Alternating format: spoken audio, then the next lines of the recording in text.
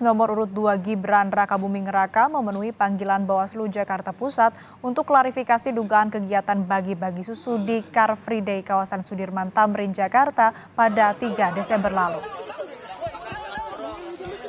Setelah memberikan keterangan di Bawaslu Jakarta Pusat, Gibran menegaskan tidak ada kegiatan politik di acara Car Free Day 3 Desember lalu.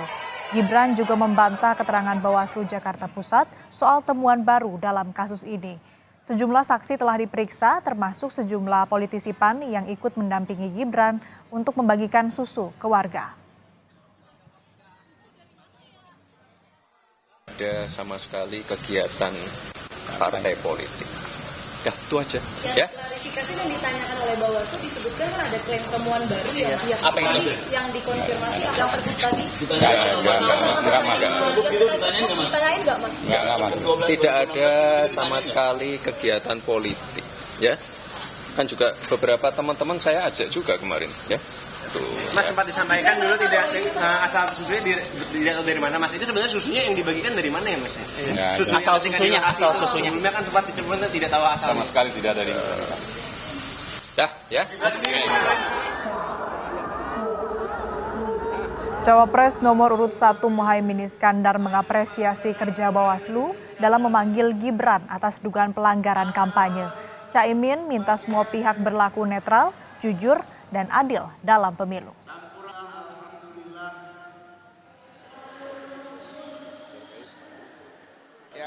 Ya, kita senang kalau Bawaslu dan semua aparat, baik itu pengawas pemilu, penegakan hukum, semua aparat hukum, semua bersifat objektif, netral, jujur, adil.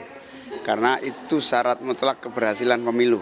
Kalau pemilu tidak jurdil, tidak jujur dan adil, itu sama dengan menyimpan bom waktu bergenerasi.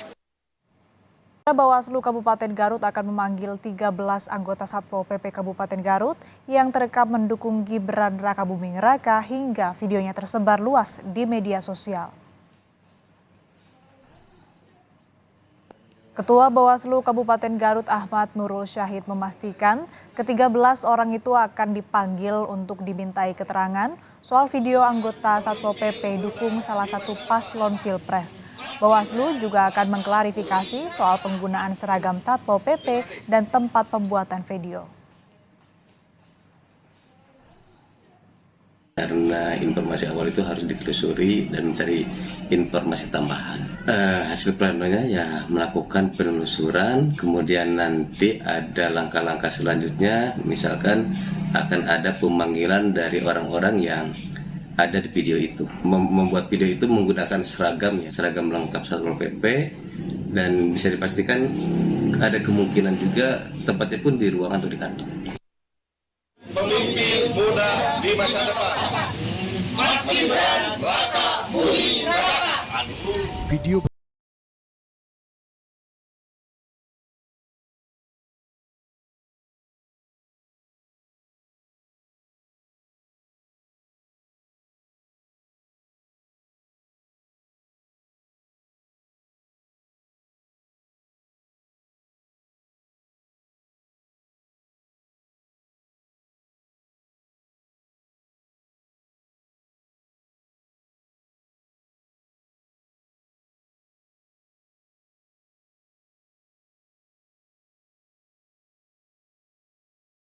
ya, seharusnya itu tidak boleh.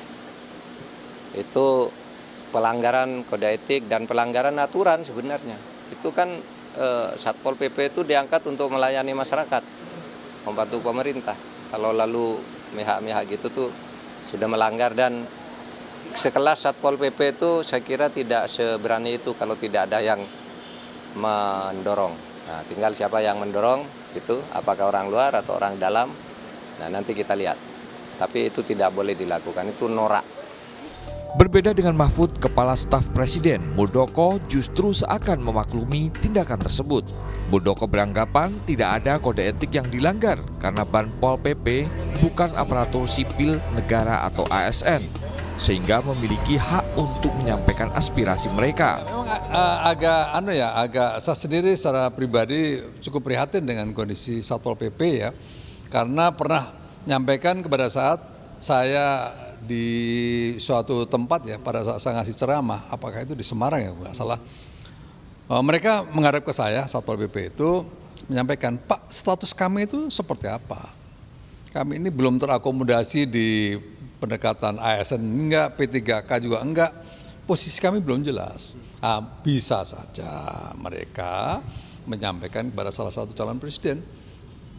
Mungkin bukan hanya ke Mas Gibran, bisa aja ke calon yang lain, karena itu bagian dari aspirasi mereka. Menurut saya enggak ya, karena ini sebuah organisasi yang belum terakui secara baik, belum mendapatkan posisi yang jelas, posisi di ASN-nya itu, maka ya wajar mereka bisa menyampaikan kepada siapa. Di tengah perdebatan pantas tidaknya anggota Satpol PP, Bupati Garut Rudi Gunawan menyatakan permohonan maaf atas video yang menimbulkan keramaian di tengah publik. Bupati menegaskan sudah memberikan sanksi tegas kepada pelaku dan berjanji untuk melakukan pembinaan.